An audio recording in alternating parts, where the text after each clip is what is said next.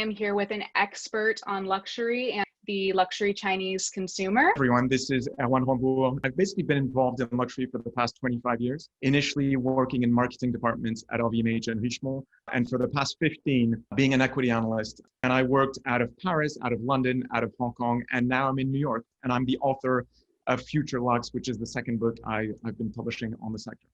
Great. And I am reading Future Luxe right now because I'm doing a series on luxury. So I have to say it's amazing. Go buy it if you haven't already. You have to read this. We're all talking about the Chinese luxury consumer. Can you tell me why we're talking about it? What are some things we should know? Chinese consumption has been front and center for the past 10 years. And if you look at the next 10 years, I think there are reasons for optimism. In the very short term, I think it's linked to the way the Chinese administration dealt with the COVID-19 issues. Was very speedy, very efficient. I spoke to friends in Shanghai in April who were telling me, COVID-19 is a vague negative souvenir. As I said, I'm based in New York right now. I wouldn't be saying that. But if you're looking at the luxury sector, clearly, last year, Chinese accounted for about 40% of sales, about 70% of growth. It is still front and center. And I would essentially highlight three big themes ahead for Chinese luxury consumption. First, despite good growth over the past 10 years, I believe that sales to Chinese will probably double over the next 5. So again, a lot of potential to recruit. The target market for many luxury brands is still relatively limited in China. I think you're going to add on a lot of bodies, if I can say. So that target market will likely double on a 5-year view. And that makes me quite optimistic in terms of growth for the different companies. Secondly, a bit counterintuitive, but I think most of those sales will take place in brick and mortar stores. There's been a lot of talk around a shift to online sales. And I think it's feasible that if you're looking at Nike or if you're looking at cosmetics companies, the bulk of sales eventually will be online.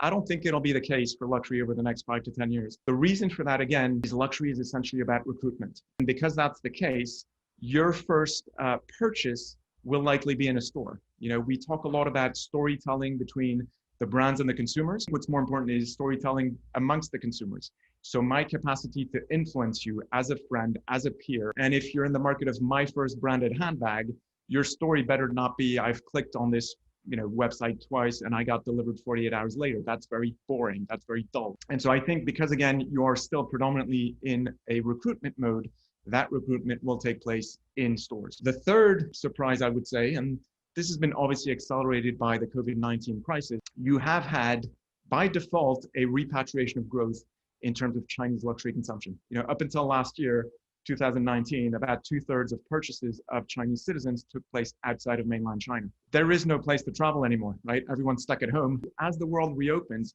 it will still be the case that the majority of purchases will take place at home for Chinese citizens, mostly because the price gaps have lowered. There's been some price harmonization. It's more convenient. You have omni-channel possibilities, or at least you can browse online before you buy in stores. And you've had a few checks at the borders as well, so-called daigous or gray markets, buying in France or buying in Korea, whether it's handbags or cosmetics, and bringing it back to resell in China. That's being clamped down quite significantly. So again, as the travel trends pick up and the borders reopen, I do believe majority of sales with the Chinese will actually take place in mainland China in the future.